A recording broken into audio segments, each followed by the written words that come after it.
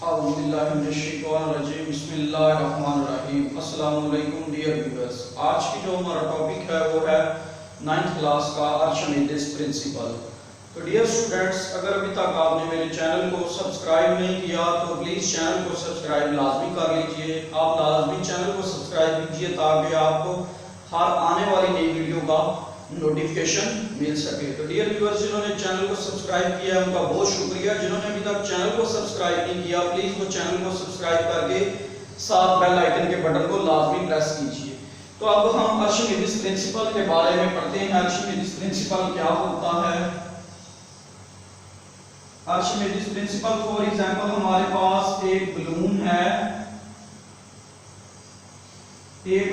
है और ये हमारे पास एक सिलेंडर है जिसके अंदर क्या है?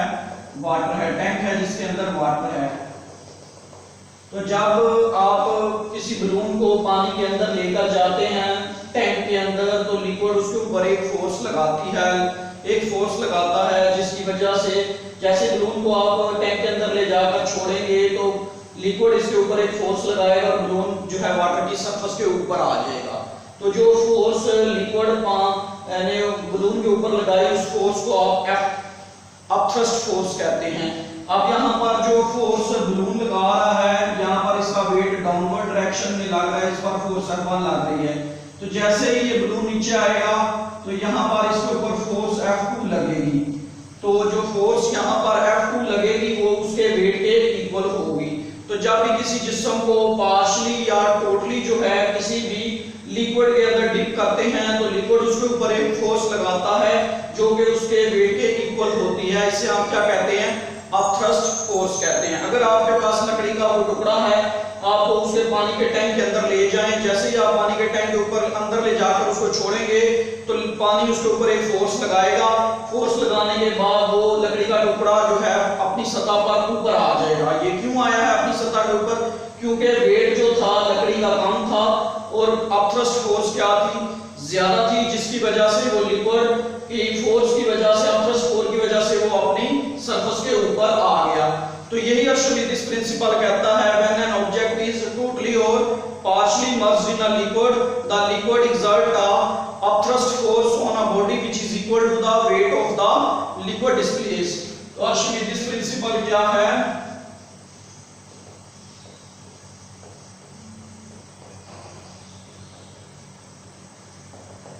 When an object is partially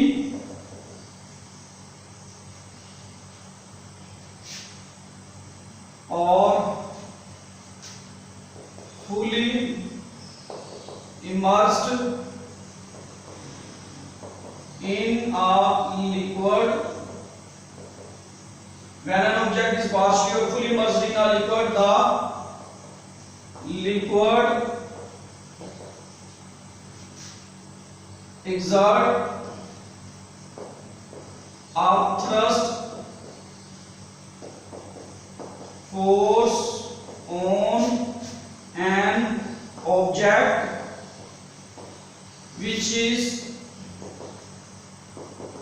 equal to the weight of liquid displace it। तो ये थी हमारे पास definition. When an object is partially or fully immersed in a liquid, the liquid exert an upthrust force on an object which is equal to the weight of the liquid displaced it। जब भी आप किसी object को पानी के अंदर लेकर जाते हैं तो लिक्विड उसके ऊपर एक अपथ्रस्ट फोर्स लगाता है, तो जिसकी वजह से ऑब्जेक्ट जो है पानी से बाहर आ जाता है। उस लिक्विड जो फोर्स लगाता है बॉडी के ऊपर उसे आप अपथ्रस्ट फोर्स कहते हैं। अपथ्रस्ट फोर्स की जो वैल्यू होती है वो वेट ऑफ लिक्विड से क्या होती है? वेट ऑफ ऑब्जेक्ट से ज्यादा होती है, जिसकी वजह से ऑब्जेक्ट जो होता है वो ऊपर वाली सरफेस पे आ जाता है।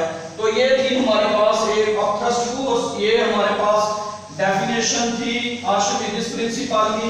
चले हम अब इसकी डेरिवेशन करते हैं कि डेरिवेशन इसकी क्या है। फॉर एग्जांपल हमारे पास एक टैंक है, ये हमारे पास एक टैंक है और ये वाटर से फिल है। और ये इस यहाँ तक वाटर से फिल है। इसके अंदर एक सिलेंडर हमने डिप किया हुआ है। ये हमारे पास एक सिलेंडर है, इसको हमने इसके अंदर डिप किया हुआ है। यहाँ से लेकर यहाँ तक हाइट जो है अपर सिलेंडर से लेवल तक इसकी हाइट h1 है और लोअर सिलेंडर से लेकर यहाँ तक इसकी हाइट क्या है, h2 है। लोअर सिलेंडर से पानी की सतह तक हाइट h2 है और अपर सिलेंडर से सरफेस से हाइट क्या है, h1 है। तो यहाँ पर इसका एरिया A है और यहाँ पर ये सारा हमने पानी लिया हुआ है, पानी है इसके अंदर। तो यहाँ पर जो सिलेंडर फोर्स लिक्विड के अंदर लगा रहा है वो नीचे की जानिब लग रही है, F1 है। जो लिक्विड इसके ऊपर फोर्स लगा रहा है वो F2 के इक्वल है। तो ये हमारे पास जो था एक वाटर टैंक है जिसके अंदर हमारे पास एक सिलेंडर है जो डूबा हुआ है। अब इस सिलेंडर की जो हाइट है h1 है अपर लेवल से और लोअर लेवल से इसकी हाइट क्या है, h2 है। तो h इनका दोनों का डिफरेंस है हाइट का। जो सिलेंडर पानी के अंदर फोर्स लगा रहा है वो किसके इक्वल है, वो फोर्स F1 के इक्वल है। जो पानी के ऊपर प्रेशर लगा रहा है F1 के इक्वल है और पानी जो फोर्स लगा रहा है सिलेंडर के ऊपर वो क्या है, F2 के इक्वल है। तो ये हमारे पास सिलेंडर था। तो यहाँ पर हाइट h जो है h2 माइनस h1 के इक्वल आ जाएगी। अब आपको पता है स्टूडेंट्स के प्रेशर इन लिक्विड किसके बराबर होता है, P is equal to rho G H. P is equal to rho G H जो होता है ये प्रेशर का फार्मूला होता है इन लिक्विड। लिक्विड के अंदर प्रेशर का फार्मूला क्या है, P is equal to rho G H. तो हम डेरिवेशन निकाल रहे हैं। अब आपको पता है कि यहाँ पर जब हमने सिलेंडर को पानी के अंदर डुबोया तो उसके ऊपर जो प्रेशर लगेगा फोर्स F1 की वजह से वो P1 होगा। तो P1 is equal to rho G H1 आ जाएगा। इस सरफेस पे जो ऑब्जेक्ट पानी के अंदर प्रेशर लगा रहा है वो P1 किसके बराबर है, रो जी H1 के बराबर है। इसी तरह जब ऑब्जेक्ट के ऊपर फोर्स लिक्विड लगाएगा तो वहां पर प्रेशर क्या होगा, P2 होगा। ऊपर वाली सरफेस पे प्रेशर P1 है और वो रो जी एच के मान के बराबर है और नीचे वाला प्रेशर क्या है, P2 के इक्वल है। तो वो P2 किसके इक्वल आ जाएगा, P2 is equal to rho G H2 के इक्वल आ जाएगा। तो स्टूडेंट्स आप जानते हैं कि प्रेशर का फार्मूला क्या होता है, P is equal to F power A। तो यहाँ पर F किसके बराबर आ जाएगा, P इंटू A के बराबर आ जाएगा। अब ऊपर वाली सरफेस पे जो फोर्स लग रही है वो F1 के बराबर है और ऊपर वाली सरफेस पे प्रेशर क्या है, P1 के बराबर है। तो F1 किसके बराबर आ जाएगा, P1 इंटू A। तो यहाँ पर pressure is equal to force per unit area आएगा, F is equal to P into A आएगा, F1 is equal to P1 into A। P1 की कीमत हमारे पास रो जी H1 है। तो यहाँ पर F1 बराबर आ जाएगा रो जी H1 इंटू A। ये ऊपर वाली सरफेस पर जो फोर्स लग रही है सिलेंडर के वो किसके बराबर है, F1 is equal to rho G H1। यहाँ पर हमने P1 की कीमत पुट कर दी है रो जी H1 इंटू A। अब इसी तरह नीचे वाली सरफेस पर प्रेशर P2 होगा और वहां पर फोर्स जो लिक्विड लगा रहा है ऑब्जेक्ट के ऊपर वो F2 के इक्वल होगी। तो यहाँ पर F2 किसके इक्वल आ जाएगा, P2 इंटू A। अब यहाँ पर F2 उसी तरह ही रहेगा, F2 हमारे पास उसी तरह ही रहेगा और यहाँ पर P2 किसके इक्वल था, रो जी H2 के। तो रो जी H2 आ जाएगा इंटू A आ जाएगा।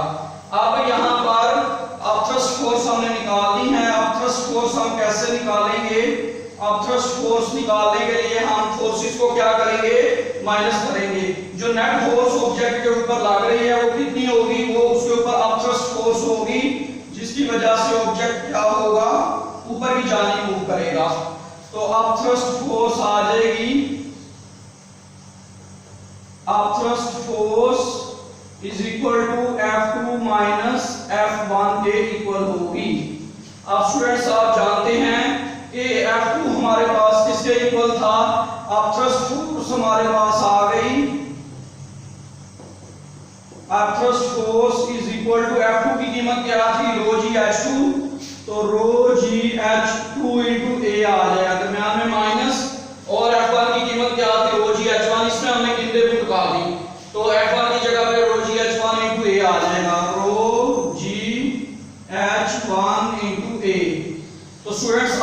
फोर्स का फार्मूला F2 माइनस F1 था। अब थ्रस्ट फोर्स आ गई rho G H2 into A minus rho G H1 into A। तो अब F2 की कीमत हमने पुट की, वो क्या आई, रो G H2 into A, F1 की वैल्यू क्या आई, रो जी H1 into A। तो यहाँ पर स्टूडेंट्स देखें कॉमन क्या आ रहा है, रो जी A यहाँ पर कॉमन आ रहा है, यहाँ पर H2 माइनस H1 के इक्वल आ जाएगा। तो यहाँ पे रो जी A ये अब थ्रस्ट फोर्स आ जाएगी, अब थ्रस्ट फोर्स आ जाएगी। तो रो H2 माइनस H1 जो H के बराबर है, H बराबर आ गया H2 माइनस H1 के। तो यहाँ पर H के इक्वल आ जाएगा। अब आप जानते हैं कि वॉल्यूम किसके इक्वल होता है, वॉल्यूम होता है एरिया इनटू हाइट। तो यहाँ पर एरिया A आ जाएगा, हाइट H आ जाएगी, और ये किसके इक्वल आ जाएगा, वॉल्यूम के इक्वल आ जाएगा। तो यहाँ पर एरिया इनटू हाइट किसके इक्वल आ जाएगा, वॉल्यूम के इक्वल। तो अब थ्रस्ट फोर्स क्या होगी, अब थ्रस्ट फोर्स आ जाएगी रो जी V। तो स्टूडेंट्स ये हमारा फार्मूला है जो कि अब थ्रस्ट फोर्स वो लिक्विड ऑब्जेक्ट के ऊपर लगा रहा है, वो रो जी V के बराबर होगी। अब जो वैल्यू है रो जी V, अगर आपका लिक्विड ज्यादा होगा, डेप्थ ज्यादा होगी, तो अब थ्रस्ट फोर्स भी ज्यादा लगेगी। अगर लिक्विड कम होगा तो अब थ्रस्ट फोर्स भी ज्यादा लगेगी। अगर टैंक ज्यादा गहरा है, बलून को उसके अंदर लेकर जाते हैं, तो उसके ऊपर अब थ्रस्ट फोर्स ज्यादा लगेगी। अगर बलून का जो क्या कहते हैं पानी कम है और उसके ऊपर अब थ्रस्ट फोर्स भी क्या लगेगी, कम लगेगी। तो स्टूडेंट्स जो हमारे पास अब थ्रस्ट फोर्स है वो किसके इक्वल आ रही है, अब थ्रस्ट फोर्स हमारे पास इक्वल आ रही है, अब थ्रस्ट फोर्स हमारे पास इक्वल आ रही है रो जी V के। V जो है वॉल्यूम ऑफ लिक्विड है, जी ग्रेविटेशनल एक्सेलरेशन है, और रो जो है डेंसिटी ऑफ लिक्विड है। तो ये थी जो अब थ्रस्ट फोर्स जो लिक्विड इस सिलेंडर के ऊपर लगा रहा है, जिसकी वजह से ये सिलेंडर ऊपर की जानिब मूव करता है, तो ये अब थ्रस्ट फोर्स के इक्वल है। याद रखेंगे स्टूडेंट्स, प्रिंसिपल ऑफ फ्लोटेशन किसी वजह से होता है। अगर किसी जिस्म का ऑब्जेक्ट का वेट जो है अब थ्रस्ट फोर्स से ज्यादा है तो ऑब्जेक्ट पानी के अंदर डूब जाता है। अगर किसी जिस्म का वेट जो है वो कम है अब थ्रस्ट फोर्स से, तो जिस्म पानी की सतह पर तैरना शुरू कर देता है। अगर वेट जो है वो ग्रेटर होगा अब थ्रस्ट फोर्स से, तो ऑब्जेक्ट क्या करेगा, पानी की सरफेस के ऊपर क्या करेगा, तैरना शुरू कर देगा। अगर वेट क्या होगा, ग्रेटर होगा अब थ्रस्ट फोर्स के, तो जिस्म पानी के अंदर क्या करेगा, डूब जाएगा। तो इसी को स्टूडेंट्स हम यूज करके क्या कर सकते हैं, मुख्तलिफ लिक्विड की डेंसिटी मालूम कर सकते हैं। तो ये था स्टूडेंट्स हमारे पास Archimedes principle, when an object is partially और totally immersed in a liquid, the liquid exert a violent force on an object which is equal to the weight of the liquid that displaces it। तो students अगर आपके पास एक object है, यहाँ पर आपके पास एक सिलेंडर है, अब यहाँ पर इसके अंदर हमारे पास पानी है, और ये हमारे पास एक ऑब्जेक्ट है, इसको हम पानी के अंदर डिप करवाते हैं, तो यहाँ पर ऑब्जेक्ट की डेंसिटी क्या होगी, D होगी। अब आप डेंसिटी ऑफ ऑब्जेक्ट हम कैसे निकालते हैं, डेंसिटी ऑफ ऑब्जेक्ट, तो डेंसिटी ऑफ ऑब्जेक्ट क्या होगी, D होगी। डेंसिटी ऑफ ऑब्जेक्ट क्या होगी, कैपिटल D होगी। डेंसिटी ऑफ लिक्विड क्या होगी, डेंसिटी ऑफ लिक्विड रो होगी। वेट ऑफ द लिक्विड क्या हो, वेट ऑफ ऑब्जेक्ट जब हमने उसको पानी में डुबोया नहीं है तो W1 होगा। वेट ऑफ ऑब्जेक्ट क्या होगा, wait of object W1। Weight of object, wait of object in liquid क्या हो जाएगा, W हो जाएगा। अब स्टूडेंट्स आप जानते हैं डेंसिटी ऑफ ऑब्जेक्ट आ जाएगा over density of liquid, weight of object आ जाएगा और weight of object in liquid W। तो जैसे ही हम इस जिस्म को पानी के अंदर मूव करवाएंगे, यहाँ पर इसका वेट W है, तो यहाँ पर इसका वेट डिक्रीज हो जाएगा। जब आएगा तो W के किसके बराबर आ जाएगा, W1 माइनस W2 के इक्वल आ जाएगा। जब इसको पानी के अंदर डुबो देंगे तो इस ऑब्जेक्ट का वेट क्या हो जाएगा, डिक्रीज हो जाएगा और W किसके बराबर आ जाएगा, W1 माइनस W2। तो D over rho is equal to W1 is equal to W की जगह आ जाएगा W1 माइनस W2। तो ये था स्टूडेंट्स हमारे पास फार्मूला। तो D over rho is equal to W1 over W1 minus W2। तो यहाँ पर हमने टेस्ट ऑफ ऑब्जेक्ट निकाल दिए। ये रो मल्टीप्लाई हो रहा है, उधर जाकर डिवाइड हो रहा है, उधर जाकर मल्टीप्लाई होगा। तो D बराबर आ जाएगा W1 minus W2 into rho. तो स्टूडेंट्स डेंसिटी ऑफ ऑब्जेक्ट आप कैसे निकालेंगे, D is equal to W1 over W1 minus W2 multiply by rho. यहाँ पर D डेंसिटी ऑफ ऑब्जेक्ट है, W1 weight of object in air, ये W1 minus W2 weight of an object in liquid and ρ2 is the density of the liquid। तो इस तरह आप किसी भी ऑब्जेक्ट की डेंसिटी क्या कर सकते हैं, फाइंड आउट कर सकते हैं। अगर आपके पास वेट है मालूम है, डेंसिटी मालूम है, तो आप किसी भी ऑब्जेक्ट की डेंसिटी क्या कर सकते हैं, मालूम कर सकते हैं। तो स्टूडेंट्स ये था हमारे पास प्रिंसिपल ऑफ रोटेशन। ये होता है कि अगर किसी भी जिस्म का वेट जो है अपथ्रस्ट फोर्स से ज्यादा है तो जिस्म पानी के अंदर डूब जाएगा, जबकि अगर किसी भी ऑब्जेक्ट का वेट जो है वो कम है अपथ्रस्ट फोर्स से तो जिस्म पानी की सरफेस पे तैरेगा। आप देखते हैं कि एक छोटा सा कॉइन है, उसको पानी के अंदर फेंके तो पानी के अंदर डूब जाता है। क्यों डूब जाता है, कि उसका वेट जो होता है वो ग्रेटर होता है अपथ्रस्ट फोर्स से, तो जिस वजह से कोई पानी के अंदर या स्टोन पानी के अंदर डूब जाता है।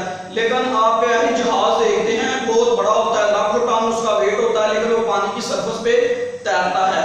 क्यों तैरता है, क्योंकि उसको इस तरह डिजाइन किया जाता है कि उसका वेट जो होता है वो लेस होता है as compare to upthrust force, जिसकी वजह से वो पानी की सतह पर तैरना शुरू कर देता है। यही वजह है कि लाखों टन वाला हवाई जहाज पानी की सरफेस पे तैरता रहता है, लेकिन एक छोटा सा स्टोन या कॉइन पानी के अंदर आप फेंके तो वो डूब जाता है।